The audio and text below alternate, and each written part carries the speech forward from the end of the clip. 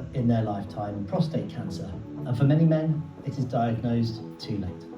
But for those that catch it early, it can be cured, and that's why the work of Trevor and his team at the Worcestershire Prostate Cancer Support Group is vitally important in promoting awareness, support, and free PSA testing across Worcestershire. As Craig said, we're working across Worcestershire offering PSA tests which don't cost you anything to make sure that we get as many people as possible, as many men as possible along to get their prostates checked. It's a very simple process. You just come along, we've got experienced professional NHS phlebotomists who will take a simple blood test, and then you will get your own results within 2 or 3 days. And we want as many people as possible to come along because prostate cancer often doesn't have any symptoms. Prominent people like Sir Chris Hoy, who've come out and admitted that they've got a diagnosis of prostate cancer, and he was diagnosed too late. Who would have thought somebody as young and fit as Chris Hoy would have been affected by it? I'm one of those people as well. I'm living with the disease because I was diagnosed too late, and one of far too many men who were diagnosed too late for the NHS to cure me. They're managing my disease at the moment, but it would have been better with an early diagnosis. So please, come along to one of our events and make sure you get your prostate checked. Thank you, Trevor, for sharing your very personal journey with us, but also for your dedication in creating awareness and all that you do with the Worcestershire Group. Do check out, guys, psatest.org.uk to find an event near you and get tested.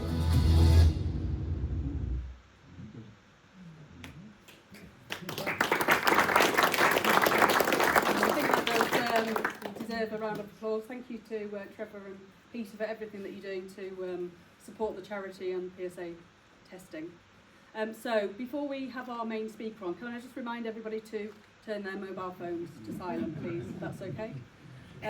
Okay, so we're really privileged tonight to have Professor Robert Thomas with us. He's a consultant oncologist at Adam Brooks at Bedford Hospitals. He's also a professor of sport and nutritional science, and he's come tonight to talk specifically about the relationship between food, exercise and prostate cancer. So please give him a warm welcome.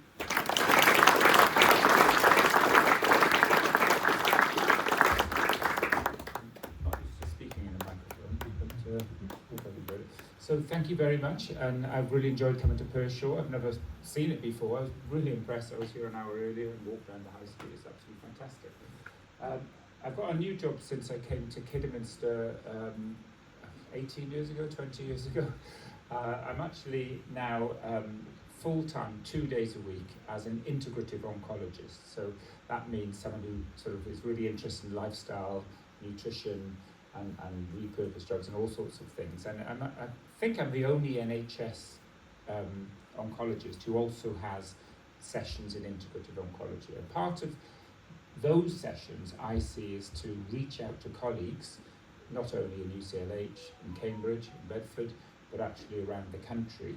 And not only colleagues, patients as well. So I'm glad to see there's surgeons and I think some GPs, is there? Or there's certainly patients here, which is most important. So I'm going to share with you some of the data which has been published, which shows that you have power over your own destiny. So just as disclosures, I was a journalist for a year and got paid for it.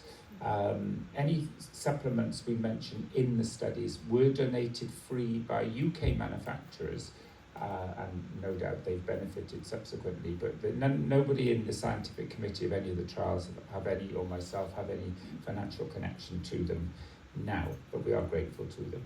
And before I start as well, nothing we're going to talk about today is about blaming people for getting prostate cancer or blaming them that their cancer's relapsed and they haven't tried hard enough. It's just about information, because we all know, you can get, I also do breast cancer, and I actually have lots of young women in their 30s who've done absolutely nothing wrong and they've got really quite severe breast cancer. And we all know, people in their 90s have smoked cigars and eaten pizza, and they're just laughing at us. So, but it's a correlation, isn't it? I mean, these two women are the same age, and the dumbbell is a bit of a giveaway. You can alter your rate of aging, you can alter your lifespan, your health span, and your longevity, and the risk of cancer, but you can't completely get away with the risk. You can do everything and still get it. So you'd think in this day and age, with support groups, the internet, the Daily Mail, we'd all know exactly what to do. But it's actually surprising that I think there's a bit of an information overload now. When I first became an oncologist 25 years ago, it was often people weren't told anything and the information was hard to find. But I think it's gone the other way, that people are overloaded with information and there's still lots of confusion what to do. And hopefully we'll share today. So what we did, 25 years ago, is set up a research unit linked to Cambridge University, University of Bedfordshire, and other places around the world. And we tried to summarise the information as it came through the major conferences and journals, talk to patients about what affected them, what are they doing, are they taking supplements, are they exercising, etc. And then ultimately design double-blind randomised trials, which is the grade A evidence, which we can give to health providers and colleagues to say, look, you really need to take this seriously. These trials are showing a significant benefit. And as well as we advise Macmillan and a lot of the support groups on what should be in their information materials. We publish in medical journals. We also publish in things like Cycling Weekly, which is actually a lot more read than the medical journals for sure. Like when Chris Hoy got cancer, we were asked to give a comment on that. A lot of information, people think that cycling causes prostate cancer, which it doesn't. It just puts your PSA up a little bit. So, things like that are very useful. So we're reaching out to the public rather than just keeping it amongst oncologists. And we have I publish on a website called keephealthy.com, which is not ours, but they let us post things. So if someone comes along saying, I've been taking ivermectin, or, the Stampede study shows that we should all be on metformin, things like that, we'll do, in a small group of us, we'll look at the evidence and make some suggestions and put it on a little summary on that website, so if anyone's interested. So for example, more recently, is anyone aware of the Stampede study? So it's Britain's, it's probably the world's largest prostate cancer study, and it's got lots and lots of things which it asked about whether all men with prostate cancer should be on metformin, because as a repurposed drug. And it did actually show that if you have pre-diabetes or even diabetes and you're sort of thinking about going on it or not, there is actually a benefit from going on to it a bit earlier than you would if you didn't have diabetes. And what they're suggesting, that anyone starting ADT should be monitored for pre-diabetes, which isn't, I don't know if that's happening here. It's not happening where I work. Because most people have just started, they're told to go on an exercise referral scheme, but they're not monitored for diabetes. And a lot of them do develop diabetes because you get abdominal obesity and things like that. So that's not happening. And then there's other, I like this study which was published in ASCO Urology this year about microplastics. This was a really neat study that they looked at the prostatectomy specimens, and they found about 60% of them with much higher microplastics than benign disease if they had cancer. But not only that, in the actual cancer itself, there was the highest proportion of microplastics, and microplastics cause hormonal changes, inflammation. So they're now postulating that microplastics may be one of the biggest causes of prostate cancer. So we did a little post on that saying how to avoid it. And then we're looking at evidence for repurposed drugs and things which affect people. So I'll let you browse through there. Just coming back to the microplastics, one of the trouble is they're all around us. It's probably a bit late now. I mean, it's in all the water supply. So the biggest suggestion coming out, I don't know that company, by the way, it's the first picture I clicked on the internet, but a microplastic water filter seems to be the best way to try to avoid intake of microplastics. So that's sensible. If I haven't got one yet myself, I'm definitely going to buy one. a lot of information about fish oils in the last ASCO conference. ASCO is the American Society of Clinical Oncology conference, which is like one of the best conference, really. A lot of confusion with fish oils. Anyone on fish oils? A lot of people. Well, not too many, actually. So in the SELECT study, which was one of the world's biggest nutritional intervention studies for prostate cancer, they actually did a subgroup analysis and found that fish oils increase the risk of prostate cancer. The prostate prevention study showed the same thing. The British Biobank study showed the same thing. So 3 large trials showed fish oils increase the risk of prostate cancer. Then all of a sudden, this other trial came along, which was in the last ASCO, showing they actually reduced the risk of cancer. So you can see why everyone's confused. But actually, if you break down the data, that's what we do as a research group. The reason why we believe fish oils could increase the risk of cancer is because they're preserved with vitamin E. And vitamin E is a direct antioxidant which actually increases the risk of prostate cancer. And that's what the SELECT trial showed. Also, fish oils can be cheap, they can oxidize, and they have carcinogenic elements in them. So they're not saying omega-3 is bad. Also, this study, the last study, didn't just show that fish oils were better. They actually showed if you had a higher incidence of cheap fats, which were rich in omega-6, and a low intake of omega-3. So that was the thing which caused the cancer. So you've got to look more carefully. So what they're saying is, get your omega-3s from chia seeds, flax seeds, avocados, oily fish, and avoid processed fats, cheap fats in ultra-processed foods. So that's the combination which is important, not just whether they're good or bad. Exercise, well, we've heard already that we all know that exercise is healthy. We published in the British Journal of Sports Medicine showing that there's 180 biochemical things change when we exercise. Most of them have anti-cancer properties.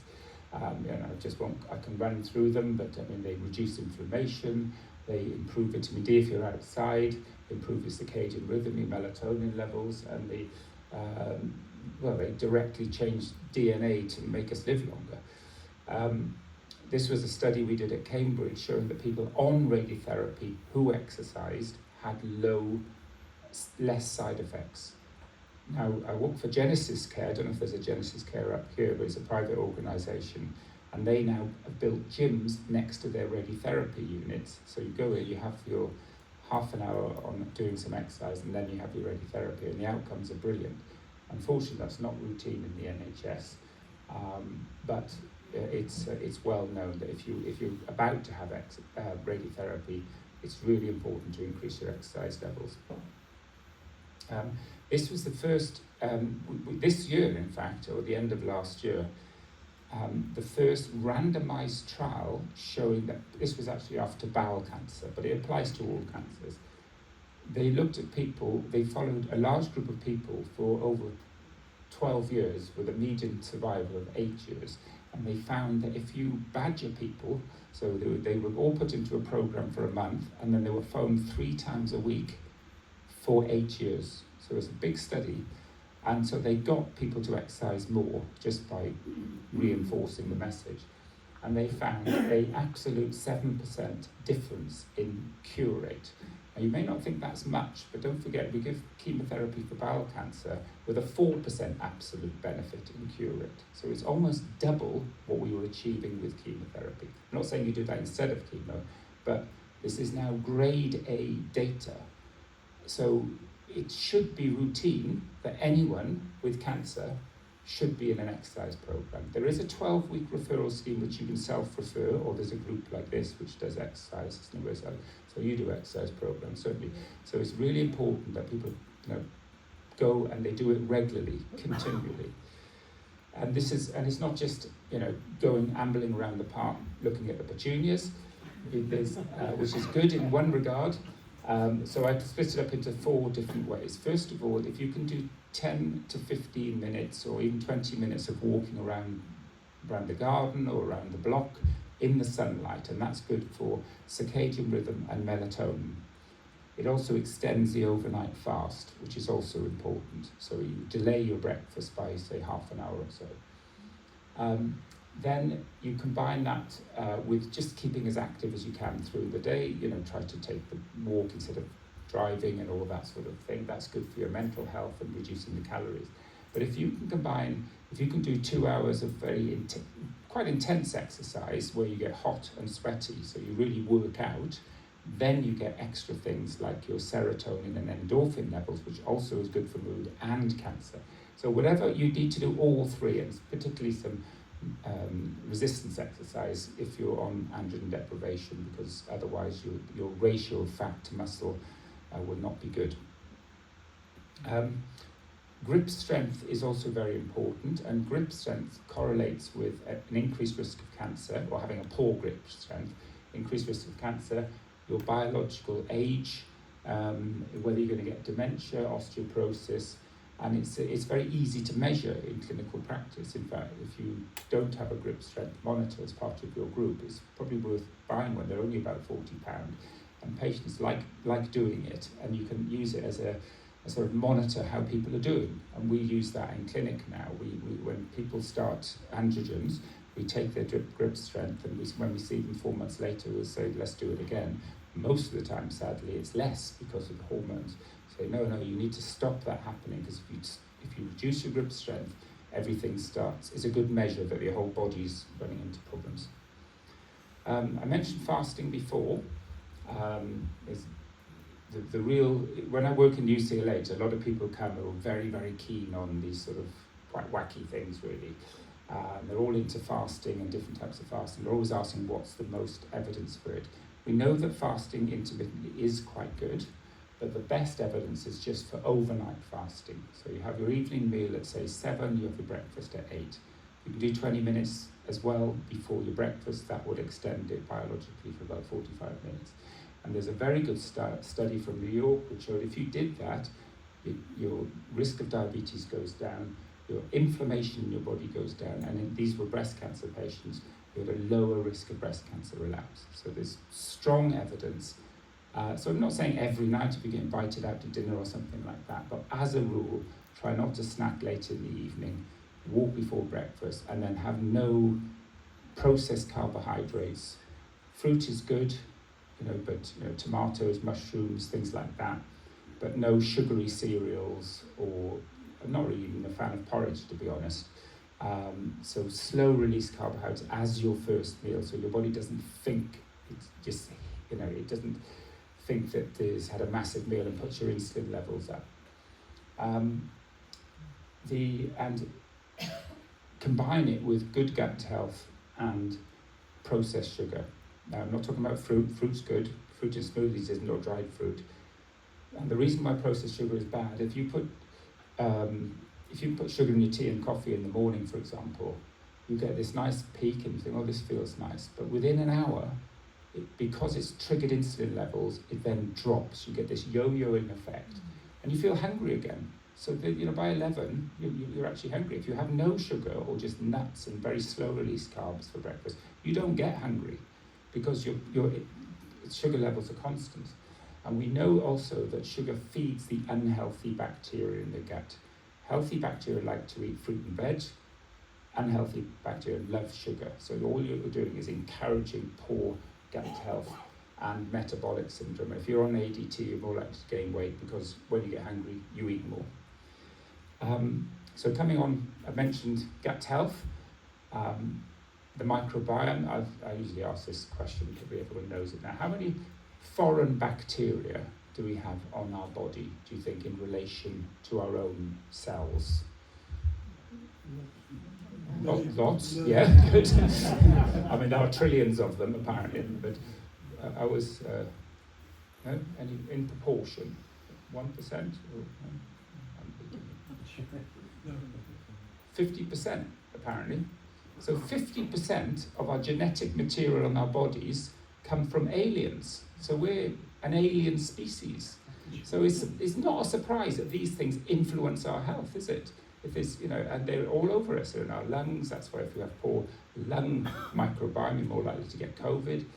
If you have more gut microbiome, I'll come on now. So Usually if you have poor gut health, you're more likely to get constipated, diarrhea, have indigestion, need anti-indigestion medication, and just not feel 100%. And this is why.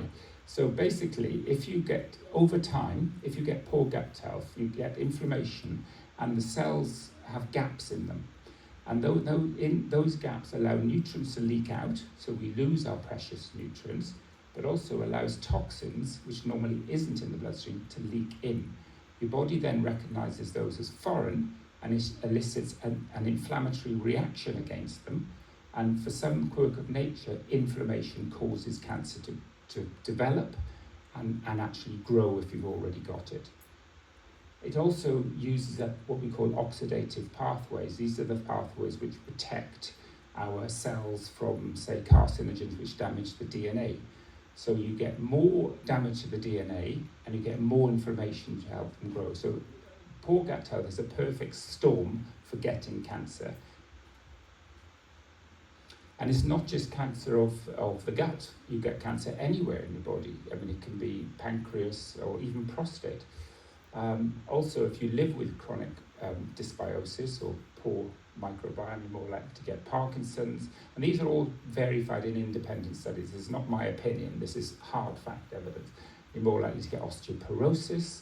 So people say, oh, for osteoporosis, you need to take calcium tablets. I said, well, no, you need to improve your gut health and jump up and down. That's what's you're more likely to die younger and get all the side effects you get from androgen therapy. So you're more likely to get arthritis, poor mood, fatigue, weight gain. So it's really important to maintain your gut health. We know from this study, I think this was a British study, no, this was the American study, that people living with poor gut health not only have an increased risk of prostate cancer, they're more likely to have Gleason 8, 9 or 10. So it's going to be more aggressive prostate cancer. We know now that many of the drugs we're moving on to, so I'm a clinical and a medical oncologist, that we give lots of these new fancy immunotherapies now. Now immunotherapies work by getting your body to recognize the cancer as foreign and attacking it. So all they're doing is encouraging you to kill the cancer. However, if you have poor gut health, your immunity is not as efficient, so they don't work as well. And that's been well published now, that these drugs have a 40% lower chance of working if you have poor gut health. And that's why most of the American university hospitals now are putting people into prehab programs where they not only exercise, they're giving things to improve the gut health before starting these. And also people have more side effects as well. Coming on to what we call phytochemical rich foods. These are foods in your, these are chemicals in foods I'm sure you know about, which give it colour and taste and smell. So, turmeric, broccoli, green tea, cranberries, any herb and spice or fruit and veg, which is colourful, to be honest. And these have enormous health benefits. We know, this was one of the papers we wrote, but there's lots and lots of papers on phytochemicals. They have a wide range of anti-cancer properties. They can reduce inflammation directly. They act as prebiotics, so they enhance the healthy gut growth, which are already there. They have a direct anti-cancer properties. They slow down the transfer of glucose across the gut wall. So that's probably why fruit, even though it's got 14% sugar in it, because it's rich in phytochemicals, it doesn't have such a big impact on the blood sugar levels. And there's lots of other improving DNA and all sorts of pathways. One of the things they do quite nicely, if you were to go and do that to your burgers, like fry them to a crisp, so they're covered in this black nitrous amines, they're called, which are very highly carcinogenic.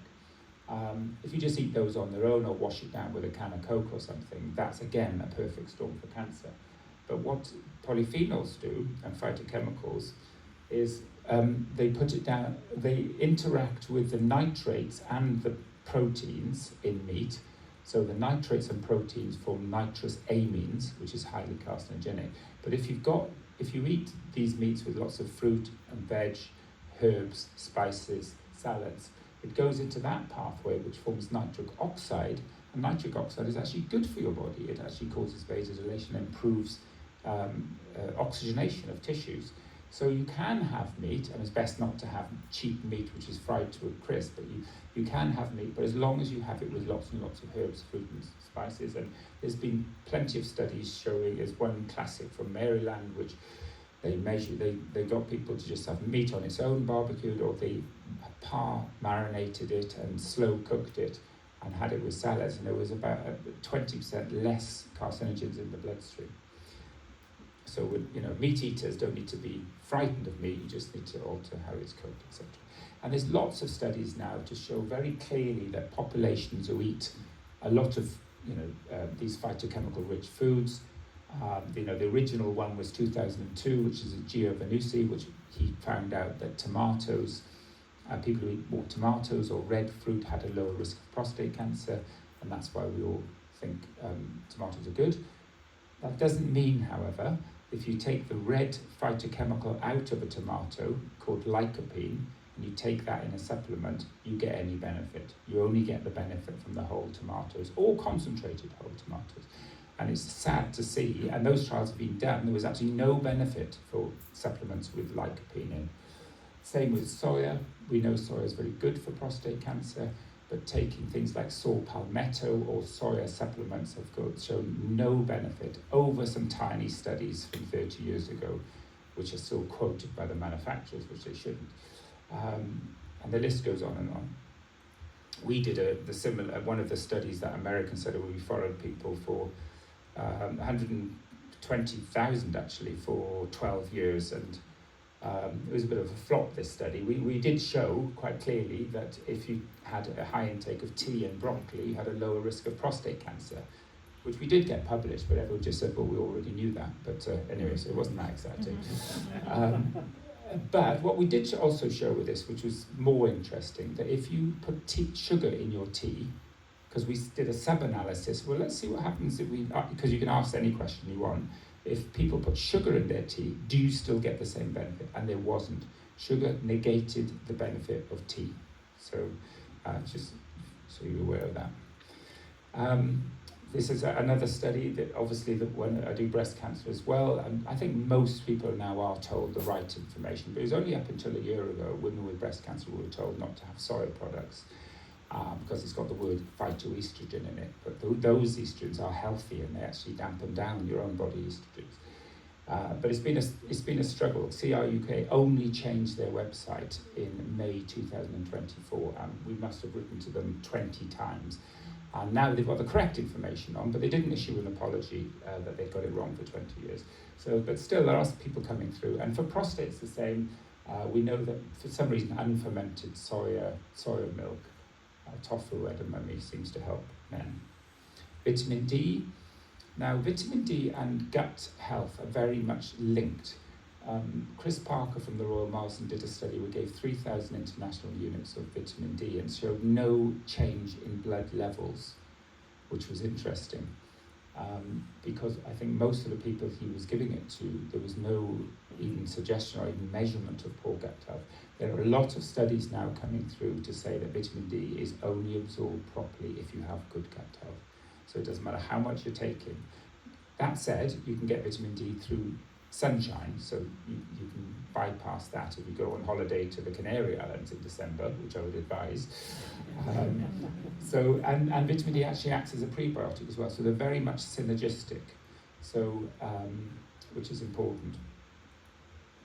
So, and vitamin D is not just for prostate cancer. Vitamin D, as we know, for bone health, risk of osteoporosis. There's an increased risk of dementia, COVID. All sorts of things. So vitamin D is a very, very important hormone, actually. And for prostate cancer, we know now very clearly that if you have, for every 20 nanomoles per litre below normal, there's a 10% increase with prostate cancer. It's very clear. So obviously, if you measure your vitamin D, it's really good, but most people can't.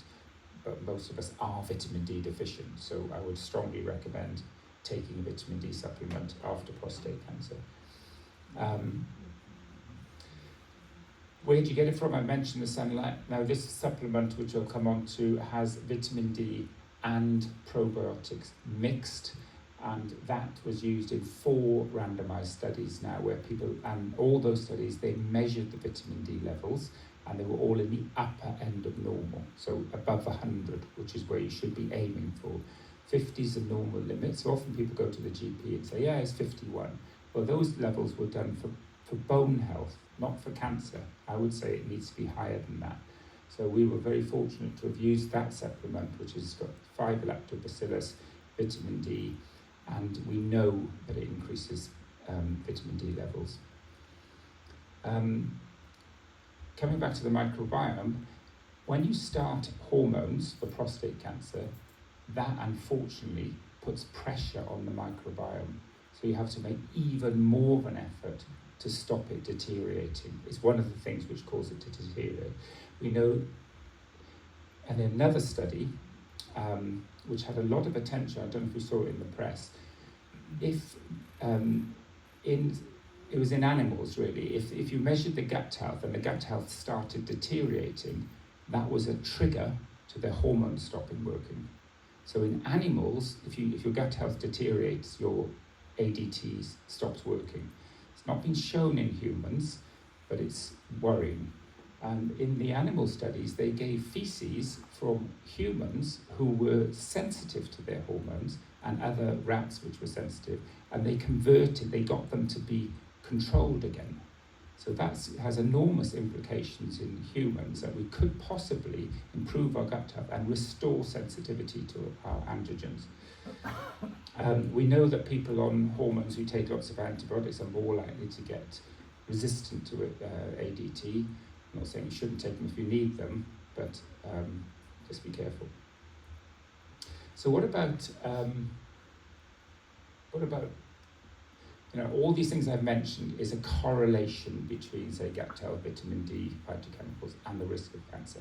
But can we do anything to correct these things and improve our outcomes? So yes.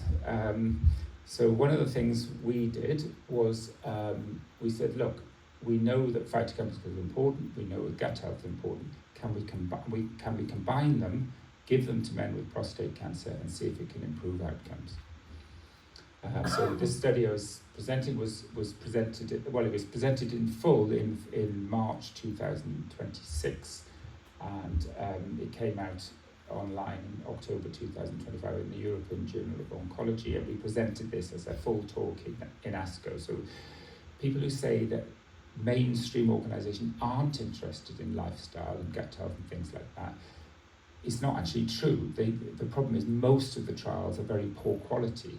So you have to meet the criteria of a medical trial, and then it is taken seriously. So we were very pleased that we were actually presenting in front of 44,000 uro-oncologists, and we were one of the initial speakers.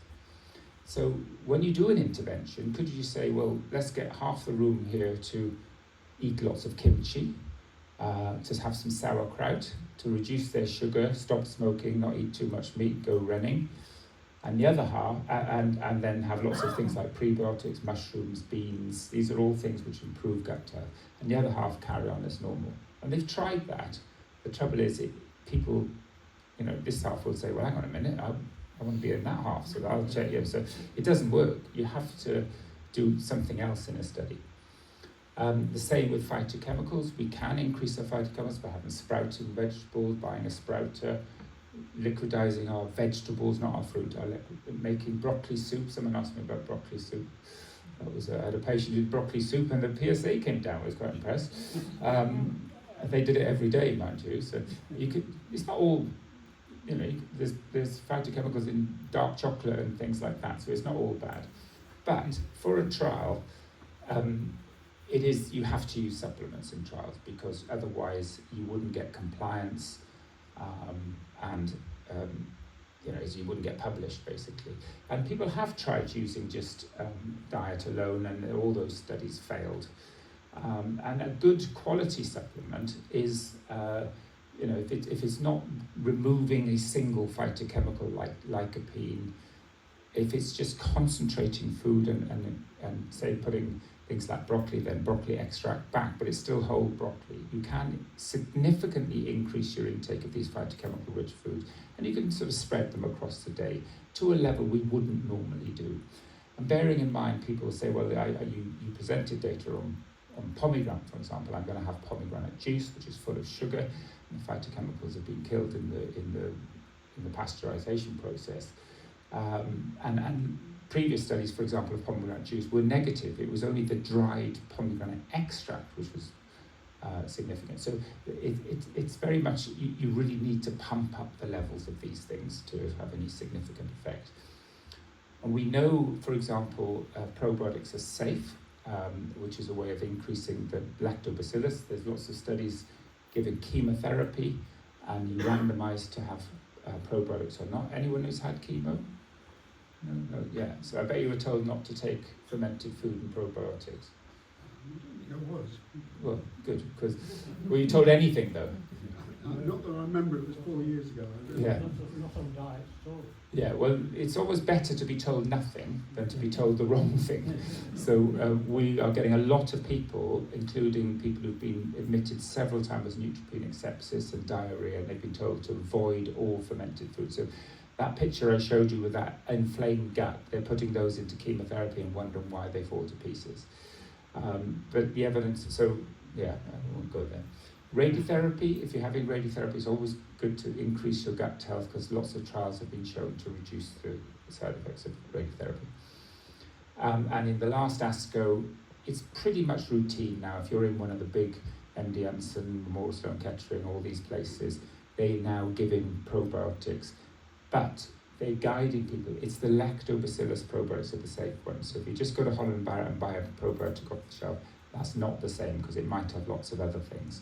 And the nice thing about lactobacillus, which are the things in kimchi, kefir, sauerkraut, is, I mean, they're wonderful things, because what people look at, they look at the microbiome, and there's trillions of different bacteria, thousands of different blends.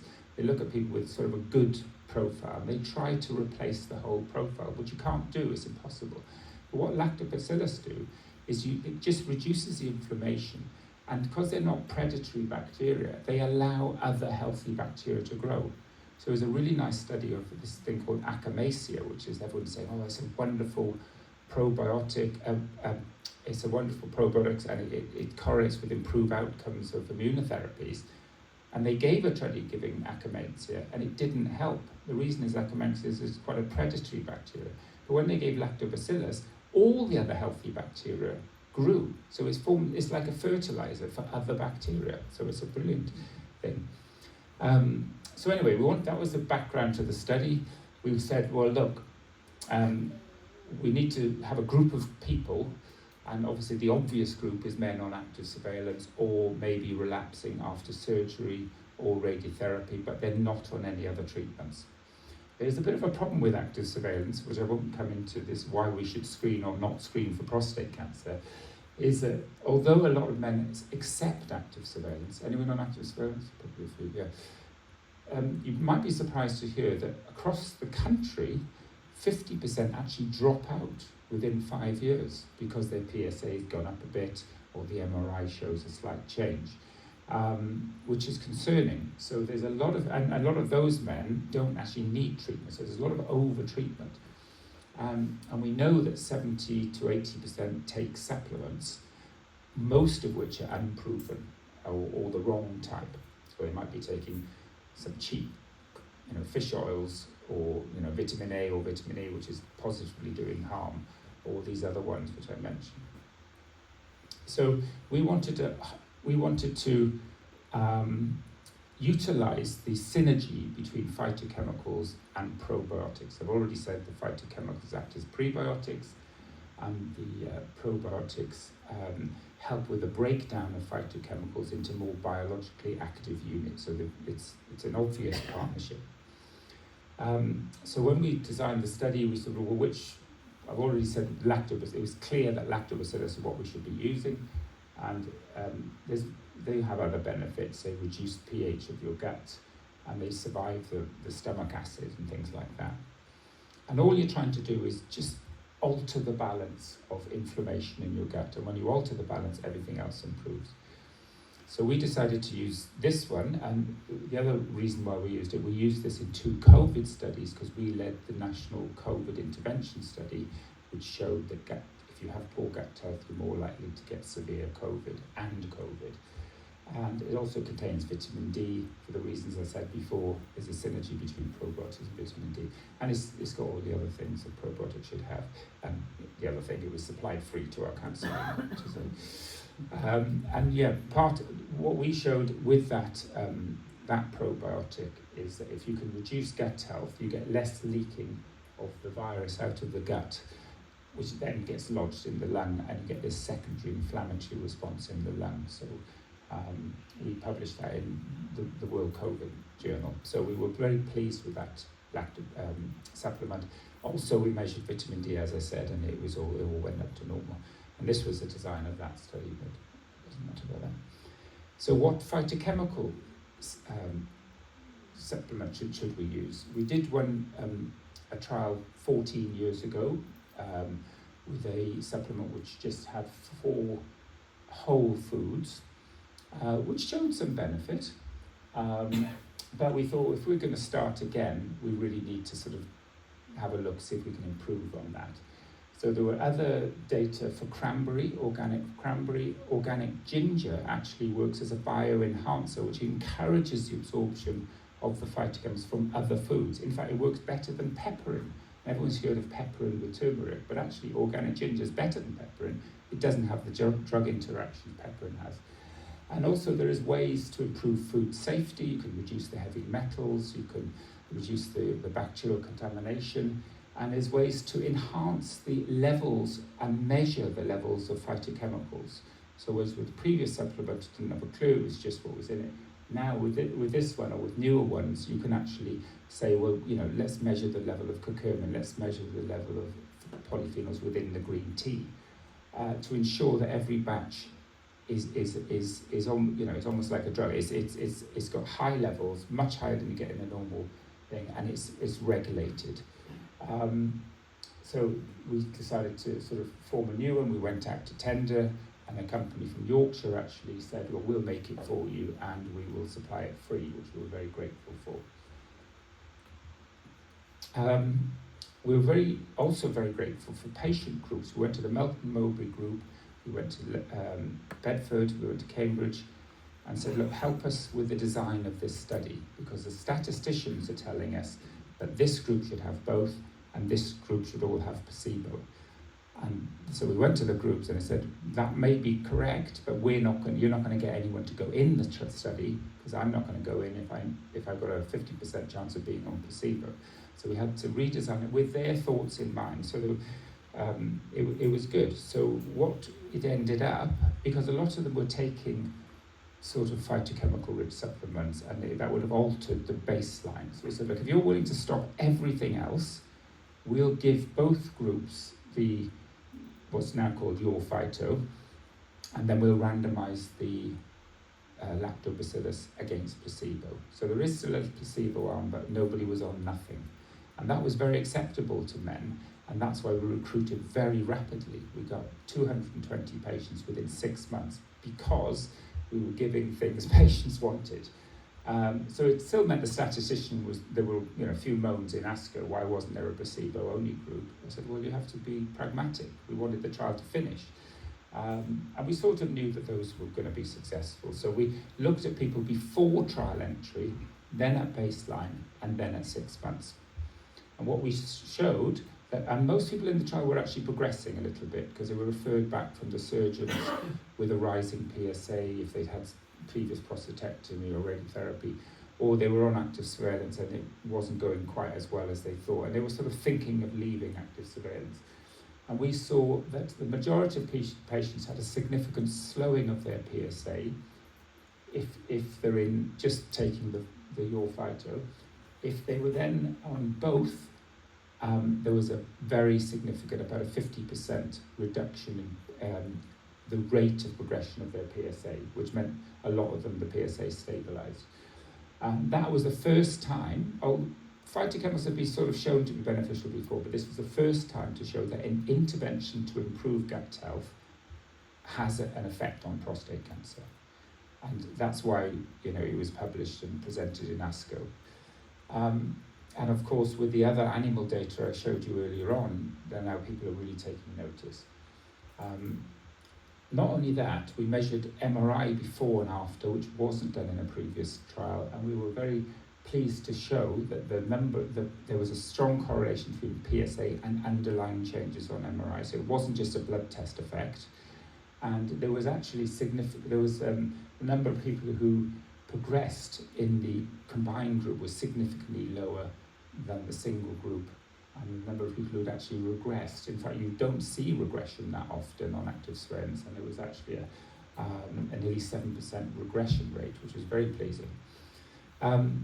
Because it's got high dose cranberry, and cranberry works better if it's combined with other phytochemicals. So taking cranberry on its own isn't particularly effective, but combine it with turmeric, green tea, broccoli, we saw a actual 25% improvement in urinary symptoms.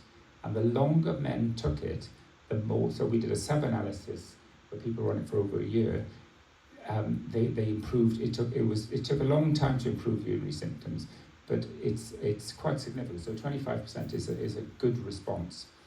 And we believe it's because the inflammation takes quite a while to resolve. And even a lot of men were in their 70s, they weren't getting erections, but the ones who did, there was an 11% improvement in erections. We measured vitamin D, and it was obviously significantly higher in the group. We measured grip strength, and independent to whatever limb you're on, the stronger you were, the less likely you were to progress, which reinforced the importance of strength in active surveillance. And we also measured inflammation, and inflammation significantly reduced in the combined group, which is also, we sort of knew that would happen, but it was nice to see it in writing. Testosterone levels, we did testosterone to make sure we weren't having an effect, because there were some studies in the past where people had cheated and put silbestrol and things in with the supplements. So we wanted to show the peer-reviewed journal that it didn't affect testosterone levels. So we were actually quite surprised that testosterone levels slightly went up in the combined group. And the reason why they went up is because people's gut health improved, their strength improved, they did more exercise. Nobody went above normal, so it's perfectly safe. And that group also had a reduction in their prostate cancer. But that's very interesting. So a lot of sports journals like Men's Health and things are saying, this is actually a really good combination to perhaps improve men in the community's testosterone level. And that's important not only because it prevents the menopause, it actually, if you believe that, but it's a little known fact that men with low testosterone have a higher risk of prostate cancer, and that's been well established. So that might be one, it would be lovely to do a trial over 10 years and see if it did prevent cancer, but it implies it could have a cancer prevention. The other thing in ASCO, they were looking at men who'd had radiotherapy or surgery, finished their ADT, and looked 3 years down the line. Men with low testosterone had a higher relapse rate. So actually, this might be a good thing to do to encourage your levels to get back to normal after you finish your treatment. So in conclusion, you can help yourself. The evidence is strong. Exercise, strength, get your vitamin D levels up. Improve your omega-3 and reduce your unhealthy fats. Avoid carcinogens. Improve your gut health. Eat lots of healthy phytochemical-rich foods. And now we have evidence for 2 supplements which actually do work, unlike most which don't. So just to, I'll skip out on this. We've got another research, but we're looking at these things. We're just starting a trial to look at these in women to improve menopausal symptoms after cancer, because there is some evidence that they can help joint pains and hot flushes. We've got a whole load of other things. So thank you very much for listening. I hope I didn't rattle on too long. Any questions, or you want to throw some eggs at me, or whatever you want?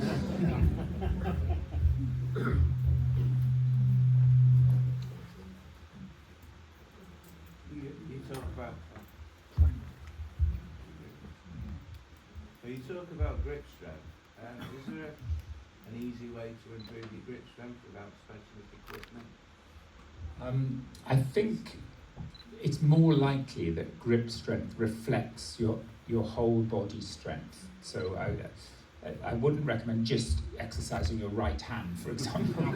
I think you need to exercise your whole body, and naturally the grip strength goes up. So it's just an easy marker you can use in clinic or in clinical trials. But yeah, so if you any exercise, if you're doing weights, if you're running, all these things will help strength.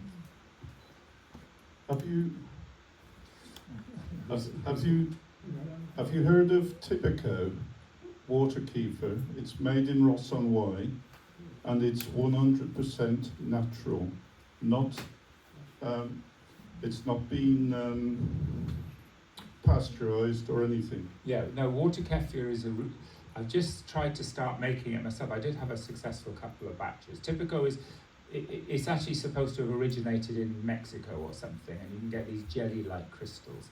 It's very good because it doesn't have calories in, whereas kefir is quite calorific, and some people are lactose intolerant. So yes, I'm a big fan of water kefir. Thank you for pointing that out. This is a product that's made in Ross-on-Wye? Yeah, I'm not saying they all have to come from Mexico now. No. I'm saying it originated in Mexico. Right.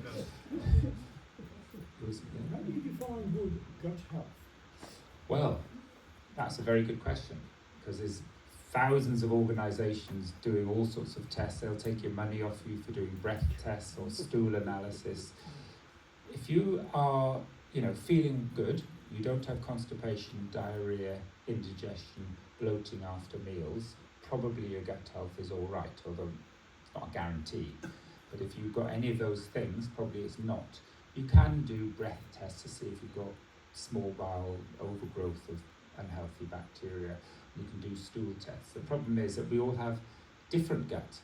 And although there's a trend to have, if you've got less lactobacillus or bifida, you're more likely to have bad gut health. But you could have one person who's perfect with a very different gut health to someone else. So I go by symptoms, really.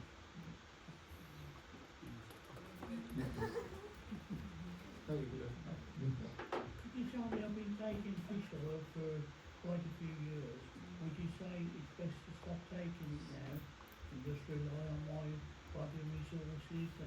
Do you have chia seeds, pumpkin seeds, avocado, oily fish? No. Well, if you don't take any of those, it's probably better than nothing. But I tend to say to patients, switch to the algae fish oils, which have less vitamin E as a preservative, and they're often preserved with rosemary, and they're less likely to oxidize, and keep them in the fridge and keep them in the dark. So yes, I would try to use, as I said, have more foods with omega-3, but if you don't eat those foods, yeah, there probably is some benefit, but you can buy them on Amazon. You just Google algae fish oils. On the barrel, when you read the leaflet, it says it's good for good bacteria and this and that, for taking these fish oils. I'm not sure if it mentions the bacteria, but it does have some medical claims. Yeah. But they obviously haven't read the 3 major trials which showed increased prostate cancer. So there's lots of debates about fish oils, whether it reduces heart attacks, helps bone health. We know omega-3 is important, but fish oils aren't the solution. Right, well, now I can't have sugar in the tea. Do sweeteners also have a negative effect? Afraid so.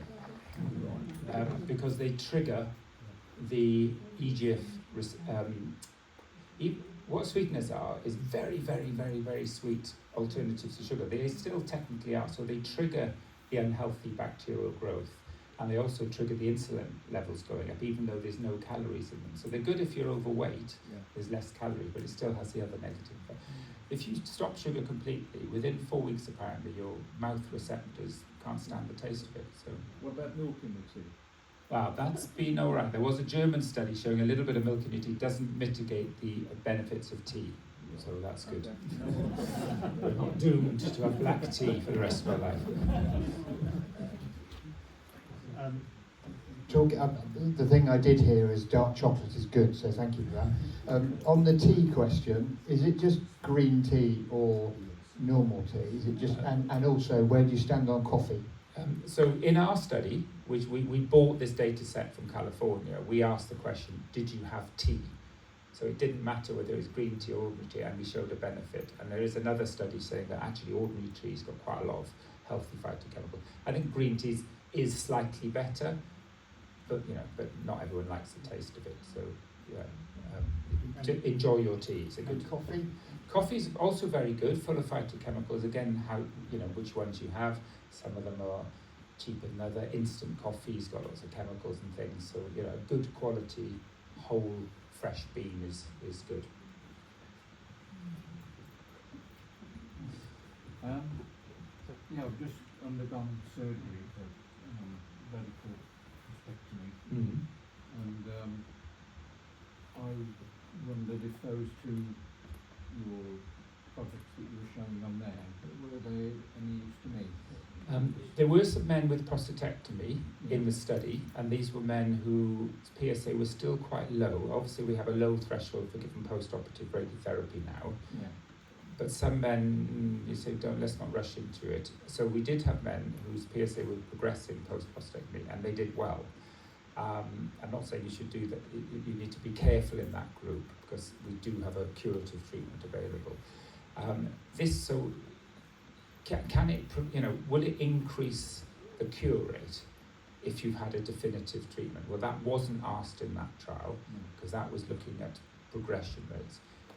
In my experience, if you've got something which helps prostate cancer, it's going to prevent it, it's going to reduce the risk of recurrence, and it also has got improved symptoms, so it improves your waterworks and all these other things. Yeah. So I would say yes to that question. But I couldn't definitively say that was one of the primary endpoints. I mean, in general, it's sort of perceived that if you've got good gut health, then generally your health's going to be better. So those would be worth trying. Well, people ask me about supplements all the time, and I say, look, you have to go with supplements which have been in proper studies. And there are other supplements for other diseases, like some arthritis studies looking at turgoric complexes. And those are the ones that go. Not only is you've got the evidence, but when a company like Red Rose makes them, the ethics committee make them provide the certificates of what's in it, the levels of phytochemicals, the quality assurance, which aren't required if you just go to any old health food and get one off the counter. Yeah. So you're getting a better quality product. Right. Would you say a little bit more, please, about your conclusions about testosterone? I'm currently on enzalutamide, which I understand is a testosterone blocker. So you were saying that if, you tell me about the testosterone and the effect on prostate cancer, lower and higher. Yeah, I mean, there's basically a paradox. So if you are walking around without prostate cancer, you need to have good testosterone levels, and that's a protective. It could be just a correlation that you're likely to be fitter if your testosterones are higher. So it could be just a correlation rather than a causation. And also, if you are lucky enough just to have non-metastatic disease and you just had radiotherapy, for example, or surgery, it appears that if you have better testosterone 3 years down the line, you're less likely to relapse. However, if you've got metastatic disease or very high risk primary disease, the evidence is you do need to drop the testosterone. So things like enzalutamide, apalutamide, and all those will even further drop your testosterone over ADT, and that's beneficial. So it's you can't just look at one thing and say it's the same for everyone, I'm afraid. So I need to keep it. You do. I have had some people try to say I need to stop everything then, but no, I wouldn't do that. Well, you mentioned introducing human faeces into rats. So if a person had a poor gut microbiome, could they have a fecal transplant from someone with a healthier gut microbiome? Yeah, don't rush to the bathroom straight away. It's quite a complicated process, fecal transplantation. We got really quite excited, and people having bone marrow transplantations were having it afterwards, improving outcome. It's sort of gone out of favour a little bit. They sort of think that a good quality lactobacillus could almost do the same thing. But that said, there is still ongoing research. But yeah, it is, and it's, they've done the same thing with people who are struggling with their weight, and they give them fecal transplant from thin people, and they've actually lost weight. So there is a lot of scope for it, but it's generally going out of fashion, and it's quite a complicated process. You have to sort of almost half sterilise it, and you can't just take a spoonful.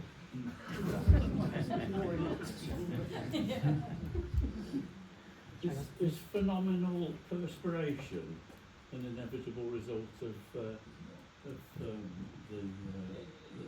ADT. Yeah. There are things you can do. There's new drugs now. I can't never remember the name. If anyone's on them, which are anti-hot flushes, which aren't hormonal, and they were just licensed in 2025. I'll tell you that it's a long name and it begins with T. So, and so you can take those. You can ask your GP. They don't like prescribing them. They're not particularly expensive, but they're a bit nervous.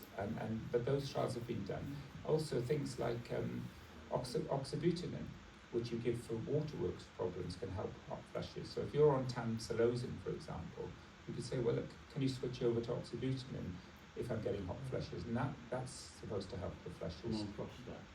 Yeah, that's the ADT, but you can take things like tamsulosin to improve the waterworks, but you could switch that to oxybutynin, which has anti-sweating properties. So there are things which might help, but yes, it's pretty much it. It's not a bad sign in itself. No, it's just a sign that you're the prostate. Sage. Sage is good.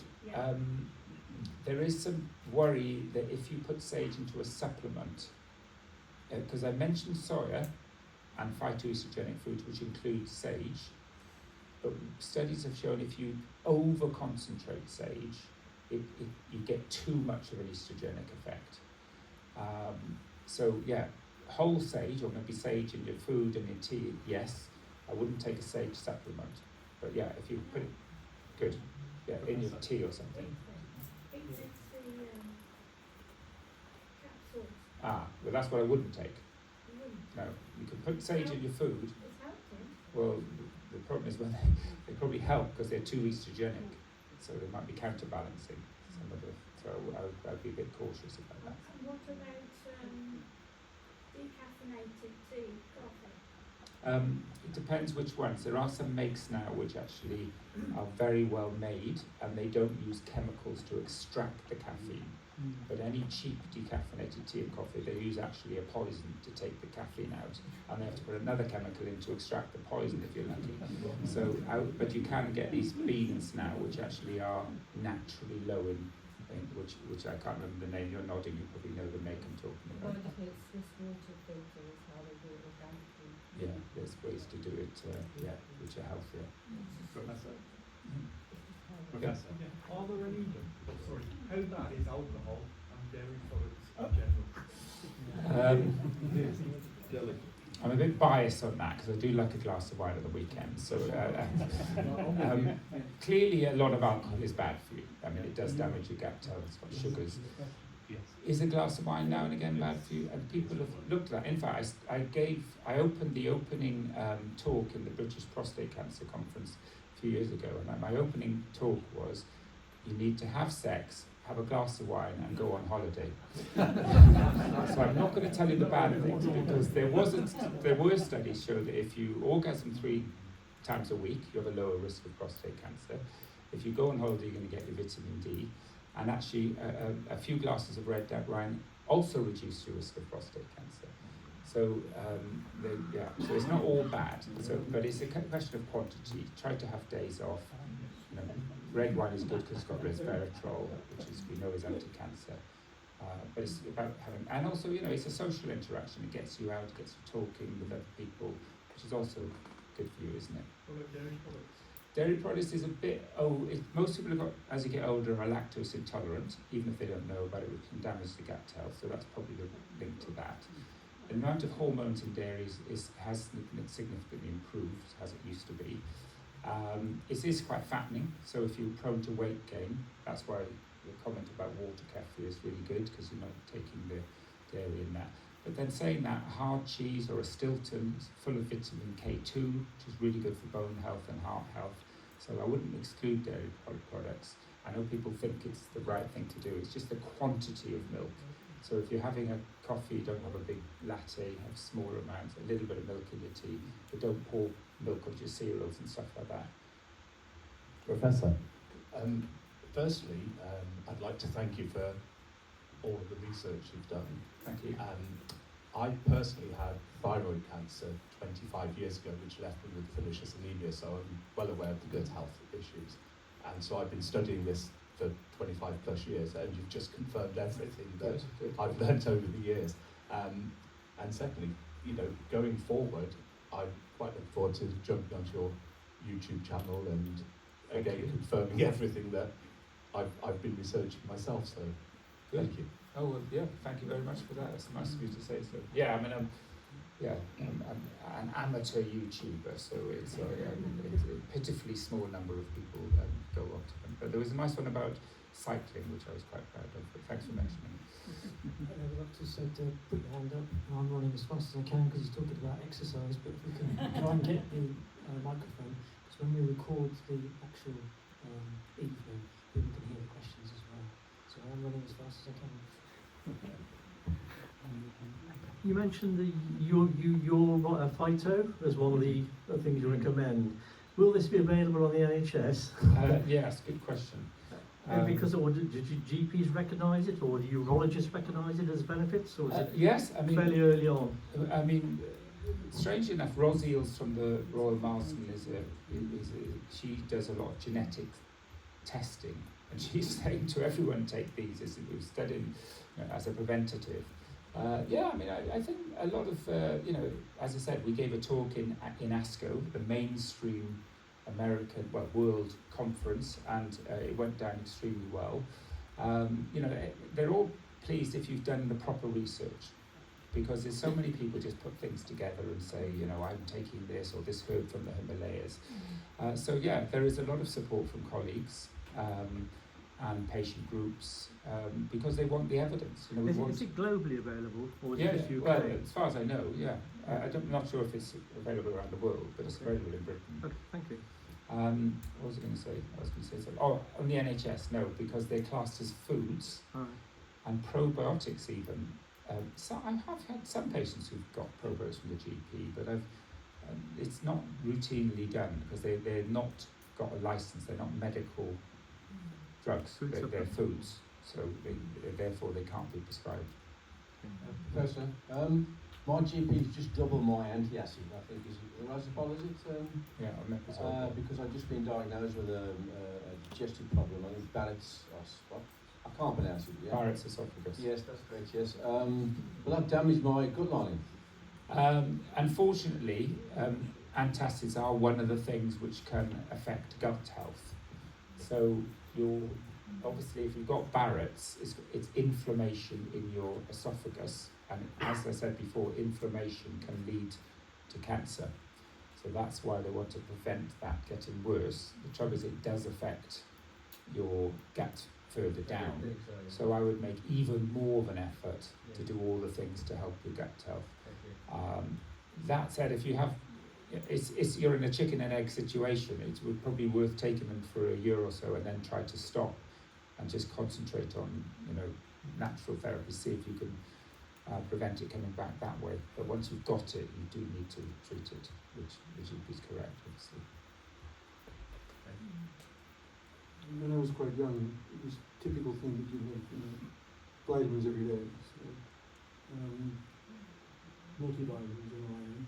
And when I was working hard on the main roads in the fire service, we used cod liver oil because they seemed to help joints, joint pain. But from what you're saying, it sort of sounds as if most of the vitamins are concentrated in such a way that they're probably not particularly useful and can't be used by the body, but I'm not sure what I can do about that. Because it's got like vitamin D and stuff. Is it the right sort of vitamin D? And is it the right sort of vitamin B6 or whatever it happens to be? So if you're low in vitamins, a pill will save your life. I mean, imagine giving it to sailors going around Cape Cod 200 years ago. So, and if you're in Africa and you're vitamin A deficient and you can get blindness, I mean, it's still, you know, these pills will save your life, but most of us don't have deficiencies.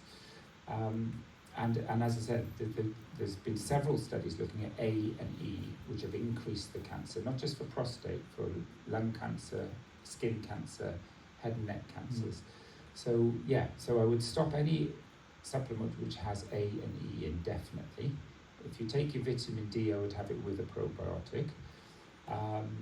So and in terms of fish oils, I would definitely not do cod liver oil because it's got very high vitamin A levels. right. So I would switch to an ordinary vitamin cod liver oil, or not cod liver oil, fish oil, or preferably an algae oil, because fish eat algae, and that's where they get their vitamin, their omega-3 from.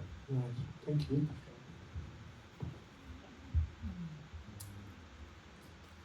Exhausted. Lots of nice, interesting questions. You're keeping me on my toes. Well done. Obviously, a very informed group.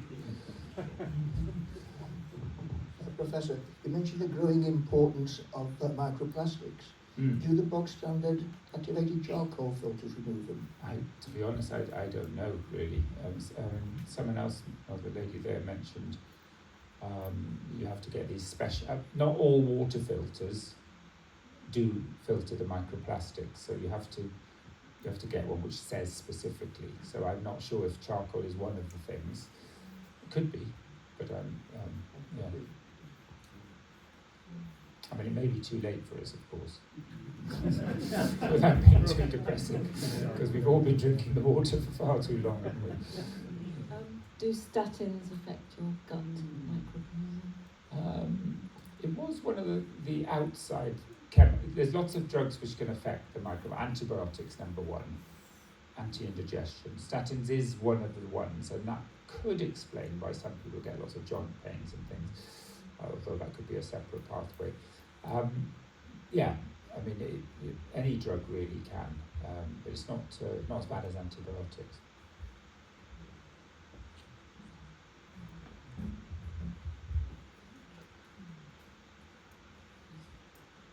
I was gutted to hear about porridge, because I've been feeling so smug for so long, eating porridge every breakfast. But not that. The intermittent fasting. What about if you were to have a glass of red wine after your tea? Is that okay? After your dinner in the evening? After your dinner in the evening. Sorry, tea. Yeah, I forgot. I say tea as well. Well, you shouldn't be having red wine every day. Because on the odd occasion. Look, this is an average. So if you get invited out to dinner or you go to the pub, don't worry about days like that. I'm just saying on average. So yeah, I mean, it's got resveratrol in. It's quite healthy. But what we shouldn't do, I mean, I'm not saying I do this, is you have your evening meal, maybe have a glass of red wine, but then don't sort of go back and forth to the fridge. So and then you go to bed, and then when you wake up in the morning, a walk. So the data says you've got to empty your stuff. Your stomach's got to be fasted. That's why you call it breakfast, isn't it? And then if you can walk and then have slow release carbs as your first meal, that's what I think is the most important. But yeah, a glass of wine's okay.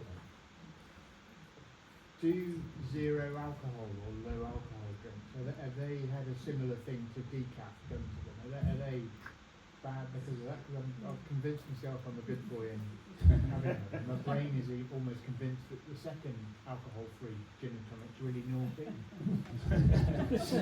Well, you've got a good placebo effect there. Yeah. I mean, look, alcohol isn't, as you get older as well, it does affect our brains and this cognitive function and things more than when we were younger.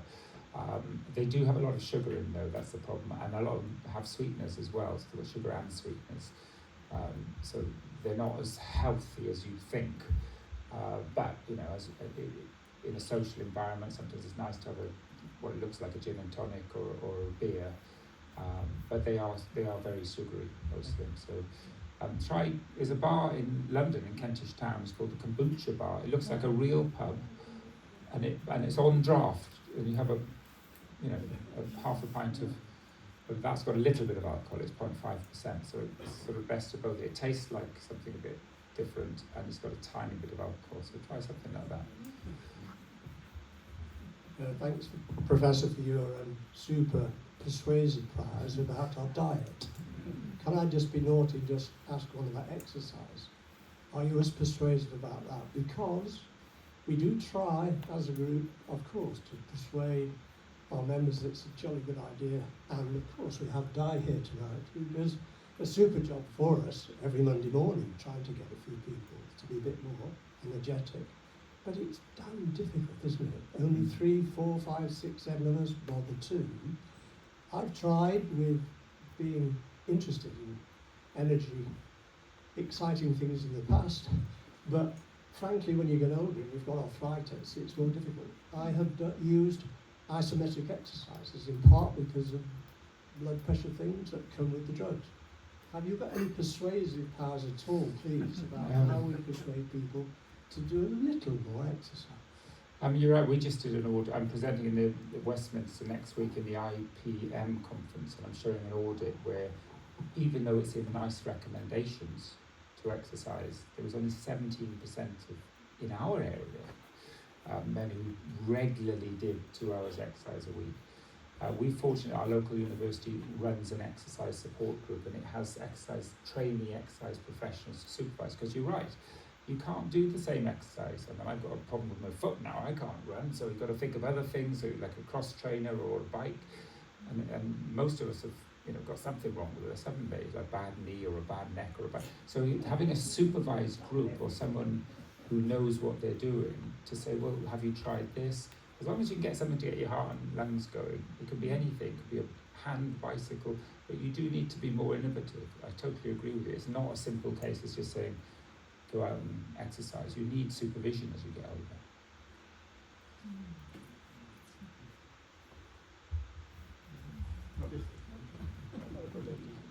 Are probiotic drinks like Yakult, is that a good thing, or? Yakult was bad for a long time because it was really sweet. So when you put sugar in a probiotic, you've just destroyed it.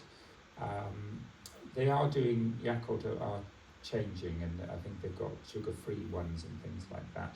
Kefir is quite good, but again, can be a little bit fattening.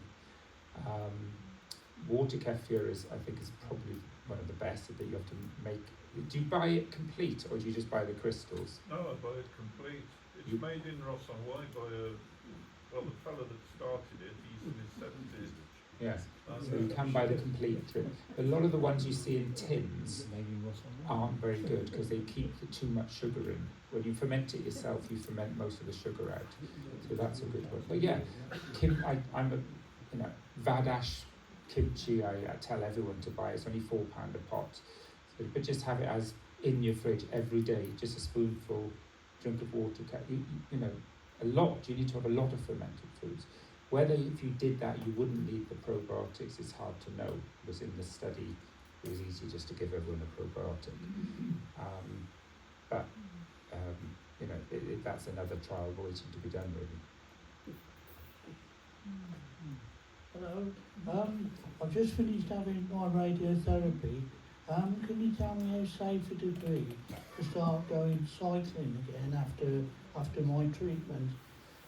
Is there a set time, when you're best to wait, or? Well, it is a bit inflamed down there, so I wouldn't, just start going on your road bike and cycling 100 kilometres or anything. So, but if you had a nice soft seat, I would wait 6 weeks, to be honest, with cycling. It can put your PSA up, cycling. It doesn't increase the risk of prostate cancer. In fact, it reduces the risk of prostate cancer. But just be careful, if you're going to have a PSA monitoring, don't cycle for a couple of days before, otherwise you can falsely raise.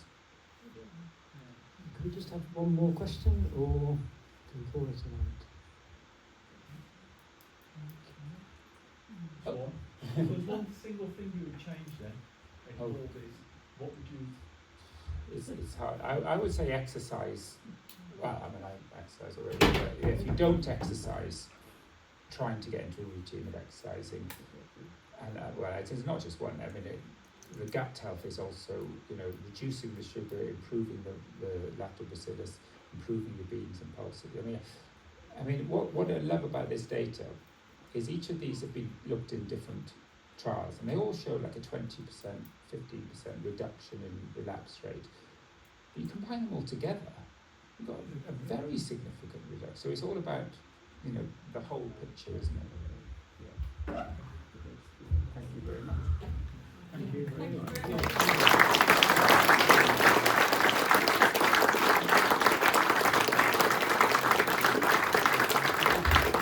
Just want to say, if you want a summary, because it's quite complicated, I've got like a 3-page summary which sort of highlights the most important things. If you want, I can send it to you and you can have it. Thank you so much. Thank you so much for coming to talk to us. You didn't mention alcohol in your presentation, but thankfully somebody asked the question. So normally we get our speakers a bottle of wine. This one has got higher polyphenols, I've been told by our local, but a local wine merchant. But we've also got you some local asparagus and some local strawberries. Because we couldn't just give you a bottle of wine. That would feel wrong, to be fair. Yeah, exactly. And Paul will be. You'd be coming off the porridge, I'm afraid. So just before we wrap up, Di, could I just put you on the spot for a minute?